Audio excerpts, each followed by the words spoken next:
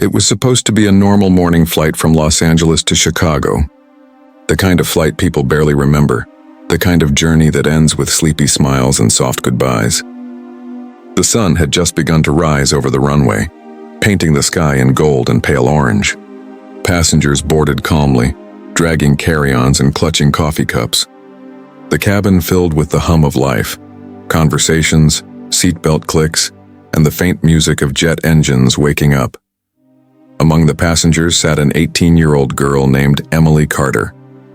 She had bright brown eyes, a nervous smile, and a heart that had always belonged to the sky. She wasn't a licensed pilot yet, just an aviation student who spent more time in simulators than with friends. She loved everything about airplanes, their sound, their smell, the way they defied gravity. Sitting in seat 14A by the window, she felt at peace, watching the ground disappear as the plane climbed. Flying made her feel alive. But on that flight, at 30,000 feet above the earth, Emily's love for flying would turn into a test of courage that no classroom could ever teach. The first hour passed quietly. A soft voice from the cockpit announced altitude changes and weather conditions. Passengers relaxed into the rhythm of the air. Some read books, some slept, others stared into clouds shaped like dreams. Emily opened her tablet to review her aviation notes. She didn't know that within minutes those notes would become her lifeline. Then something strange happened. A flight attendant hurried toward the cockpit, whispering something to another crew member. Her face was pale, eyes wide. Moments later, another attendant rushed forward, knocking on the cockpit door. Emily watched the exchange, her stomach tightening. Something wasn't right. A minute later, the intercom crackled, but it wasn't the calm, steady voice of the captain. It was the co-pilot. His tone was uneven, strained. "Ladies and gentlemen, this is your first officer speaking. We're experiencing a medical emergency in the cockpit. Please remain calm and seated." Whispers spread like wind through the cabin. Someone gasped. A child began crying softly. Emily's pulse quickened. She looked toward the front again, her mind racing. A medical emergency? At 30,000 feet? Inside the cockpit, the captain, a man with decades of experience, and had collapsed. A heart attack. The co-pilot tried to regain control, but panic crept in as alarms began flashing. Outside, dark clouds were gathering faster than expected. Turbulence began to shake the plane, rattling trays and sending coffee across laps. The seatbelt sign came on, lights flickering in the storm's rhythm. Emily closed her eyes and whispered to herself, "Stay calm. Just breathe." But the plane jolted again, and this time a voice filled the cabin, desperate, trembling. "If there's anyone on board with flight experience, please make yourself known to the crew immediately."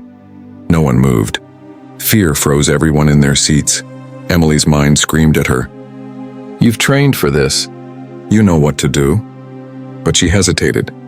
She wasn't a pilot. She wasn't supposed to be here. Yet deep inside she knew.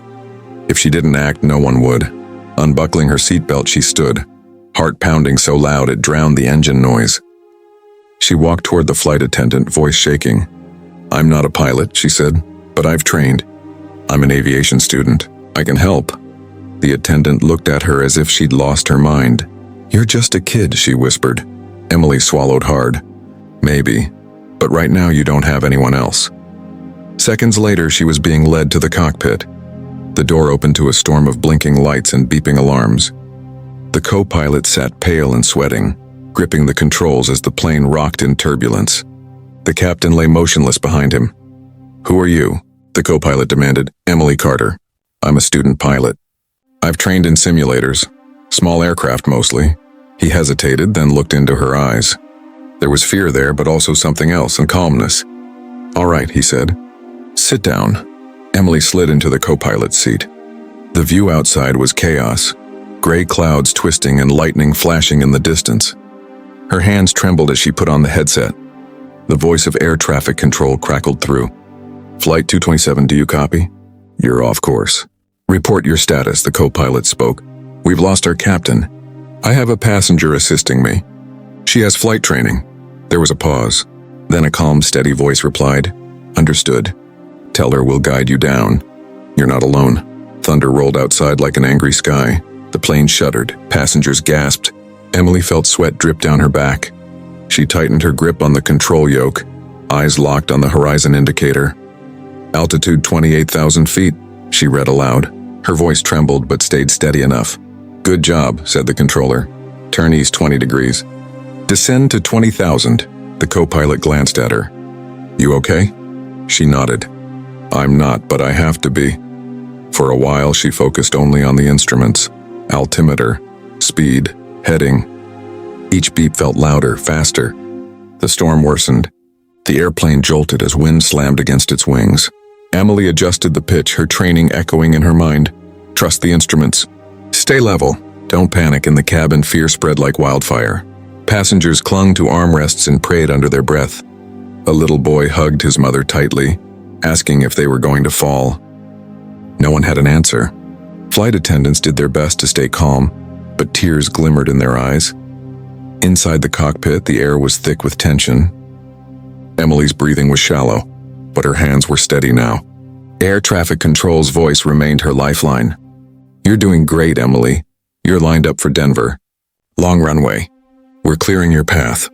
Her throat was dry. Denver, okay. I can do that. You can, said the co-pilot softly. You already are. Minutes passed like hours. The clouds finally began to thin. Through the rain-streaked windshield, distant city lights appeared. The ground looked closer now, and with it came new fear. Landing. She had practiced hundreds of simulated landings, but never in a real jet with hundreds of lives depending on her.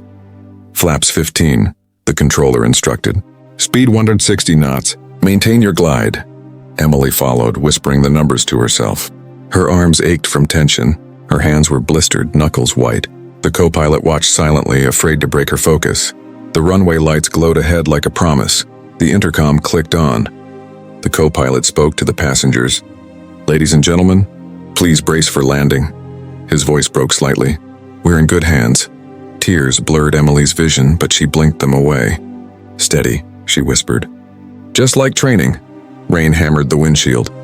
The engines roared louder as she guided the plane downward. Air traffic control's voice filled her headset again. Looking good, Flight 227, you're perfectly lined up. Hold steady. Trust yourself. The runway rushed toward them. The lights blurred. Emily's heart felt like it might burst. Every second stretched like eternity. Hold, the controller said. Touchdown. The wheels hit the ground hard once, then again, before screeching across the wet surface. Oxygen masks swung wildly. Passengers screamed. Then slowly the plane began to slow. The sound of tires faded. The storm quieted. The aircraft stopped. Stillness. Silence. Then came the sound of applause. Loud, desperate, emotional. People cried, laughed, hugged strangers. The co-pilot dropped his face into his hands, shaking. She did it, he whispered. She actually did it.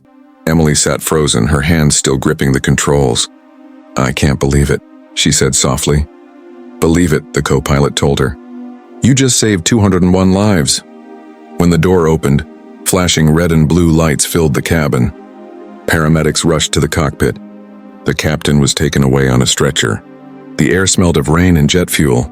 Reporters gathered outside the terminal, already hearing rumors of what had happened. Emily stepped out slowly, her legs weak. People clapped as she passed. Flight attendants hugged her. A woman with a baby whispered, "Thank you for letting us live." Later, news channels across the world played the footage. 18-year-old girl lands passenger plane with 201 on board, a true miracle. Headlines filled screens. People called her a hero. At the press conference, microphones crowded around her. Cameras flashed. Emily looked nervous, shy, still overwhelmed. I just did what I had to do, she said quietly. The real heroes were the crew, the controllers, everyone who believed in me. I just didn't want anyone to die. Her voice broke, and the world fell in love with her courage. Weeks later, she received an honorary pilot recognition from the FAA, but to her, medals meant little. The memory of that day, the trembling voices, the crying passengers, the moment the wheels touched down, that was what stayed with her. On her first official flight lesson after the incident, her instructor asked what it felt like to fly that plane. Emily looked out at the sky and smiled faintly. It didn't feel like flying, she said. It felt like being lifted by every prayer in that cabin. And from that day on, the world didn't remember her as a frightened girl on a doomed flight. They remembered her as the young woman who faced the impossible and proved that courage doesn't need permission to save lives.